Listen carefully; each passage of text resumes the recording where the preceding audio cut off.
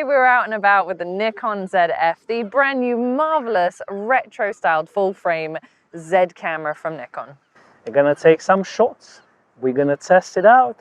We hope that because of this wind, the audio is gonna be okay. Let's find out together.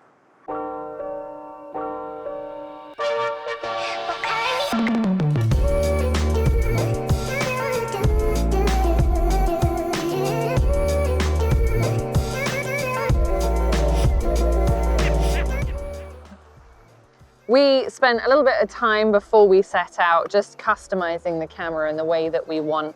Obviously, this is quite unique in that it's not the normal layout of a Z camera. You've only got one function button on the front and you don't have a dedicated AF on button. Con and I both like to use the AF on button to focus and then only release the shutter with the shutter button. Not everybody likes that method, but we're what you call back button focusers.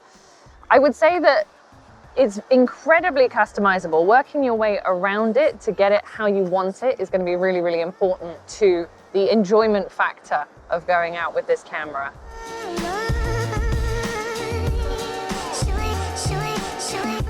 Okay, the good news is you can always assign your AF-on functionality to exposure lock button over here. So it is salvageable, it's not a problem. What I don't like is this function button over here. So I actually had to set it to off because I prefer to use this camera without the grip, and because of that, my finger is literally pressing on that button.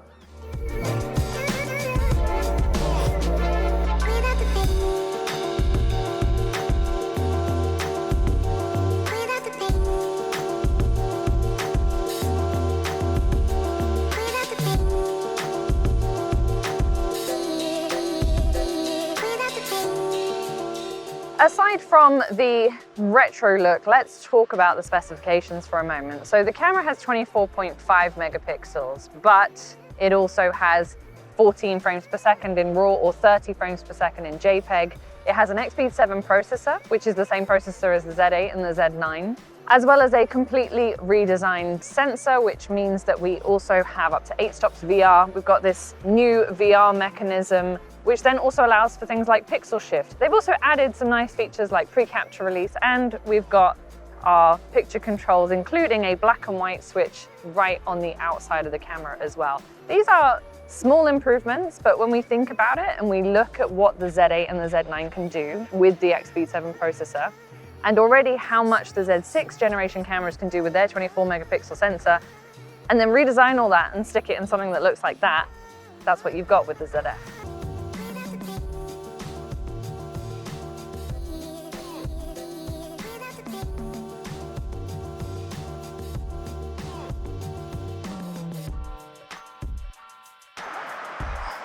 Con's left me. I think we should put on a manual focus lens. What do you think? Yeah, like this. Like that? Look at that. Beautiful. 28mm, 2.8, lovely Nikon AIS lens, fantastic for street photography, gets you really, really close. It goes 20 centimeters. So for you macro enthusiasts, it's going to be fantastic. But for you street photographers, it's just icing on the cake, really. Very sharp, looks beautiful on this camera. That's all you really need.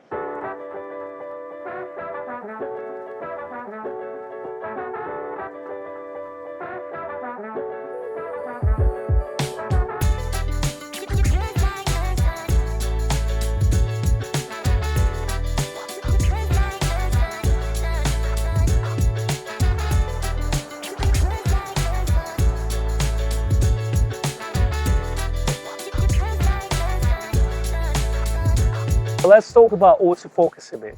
If you've got Z6 or Z7 Gen 1 or Gen 2 camera, ZF will give you a huge boost.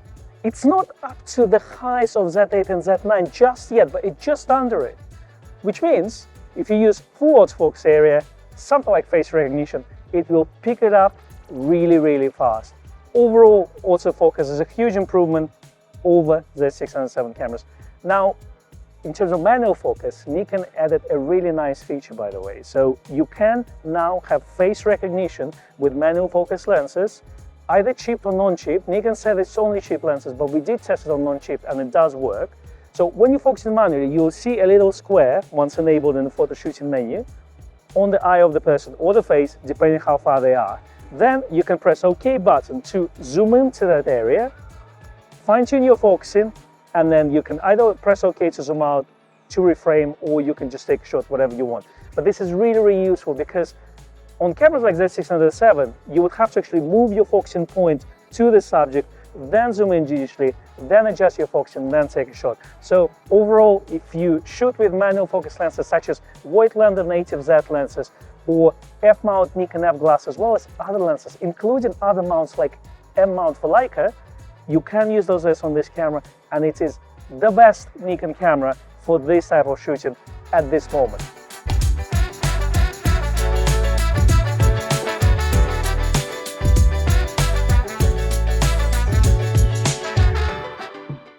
Let's talk about the vibes and the feels. I know that that sounds very silly, but when you come from a camera like an FM3A or an F3 or an F2, any kind of analog camera, and then you pick up the ZF, it does feel very familiar.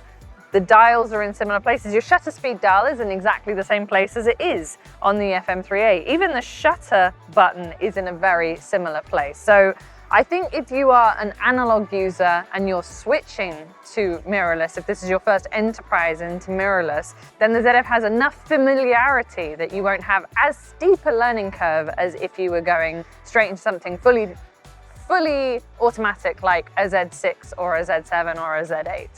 I don't know why you would go from film to a Z8, but anyway. Maybe you want to try your hand. Yeah, film forever. Exactly, that's the name of my tattoo.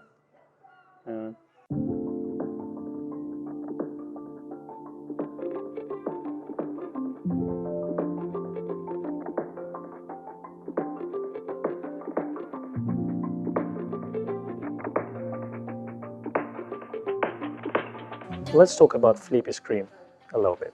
The screen itself, let's say it's not great, it's a ZFC screen, but I think the reason why they went with this type of screen instead of, let's say, the one on Z6 or Z8 cameras is because you can close it up like this and almost feel like you're shooting with a film camera. Companies like Fujifilm, they had a very similar type of screen on Expert 3 camera, and it would open up like this. You could see your image and have to close it down, which a lot of people complain about. This is a much better solution. While it's not flushed, unfortunately, I wish they would improve on that. It definitely feels much better than Fujifilm solution, and it also allows you to do a little bit of selfie type of shooting. And again, not ideal situation, but sometimes you have to film yourself, and maybe if the camera's on a tripod, you can at least see yourself within the LCD. So I think there's pros and cons of this particular screen. I personally enjoy having the screen of the camera, but I know that a lot of people will complain about it. So really, I would say it depends up to you as a photographer if you like this implementation or not. Back when the DF came out, I remember people asking for a black and white dedicated button or switch, and how could they program that in.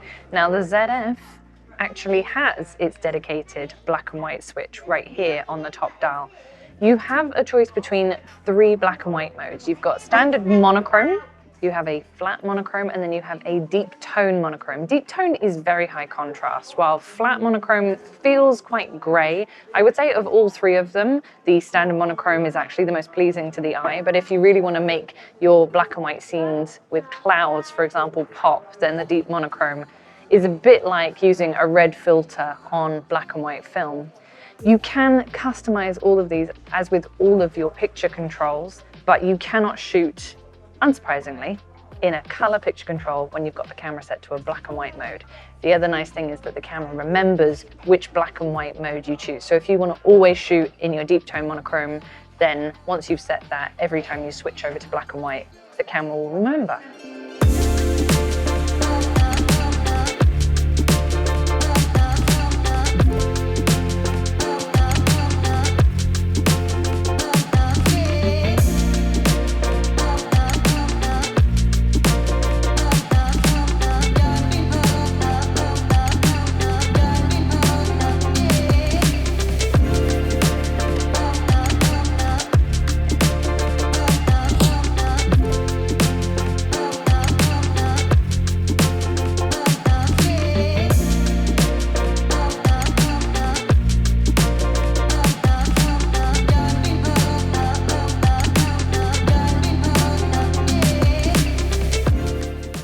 Rebecca, let's talk about our feels. Nikon is trying to sell this camera based on nostalgia and retro design. How do you feel about this camera? I feel like they've done a good job, and by far this feels like the best retro camera that they have made so far. Obviously they haven't made many, but they are learning each time they bring out a new iteration. We have improvements over the DF. We have improvements over the ZFC, apart from the fact that it's full frame, which is the big major plus point. And we've got all this extra technology thrown in there as well that, to be honest, we weren't expecting, but we're very happy to have. What do you think? I agree with you that it is not just a rehash. Like with ZFC when it first came out, it basically was Z50 in a retro body. While this one is more like a 2.5 gen camera. We've got X-Speed 7 processor, which comes from Z8 and Z9 cameras. We've got autofocus improvement, higher frame rate, pre-capture, all those things that they didn't have to throw in, but they did. Which means this camera can be obviously used for professional work, but also because of the form factor, we would say it's probably a fantastic enthusiast camera. The reason for that being is obviously the form factor comes with a steep learning curve. If you're coming from the modern digital cameras like Z6 and Z7, there's less function buttons.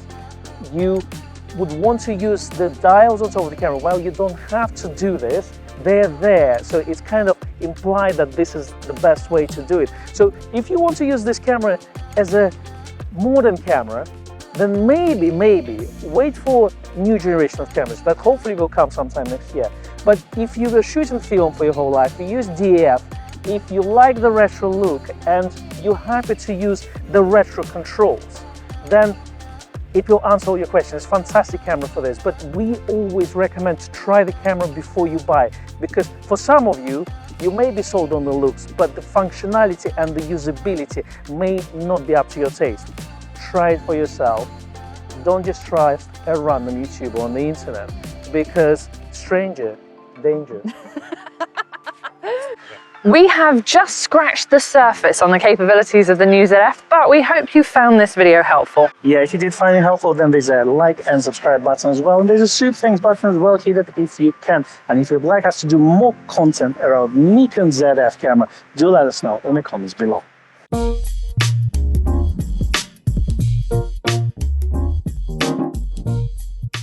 Sitting down here, but hey, you can't see me. I hope we don't get copyright strike for having this in the background. Don't mention the word copyright strike. That's it, you owe them £2. Maybe they were just testing. Thank you, whoever did this. Okay, is it safe?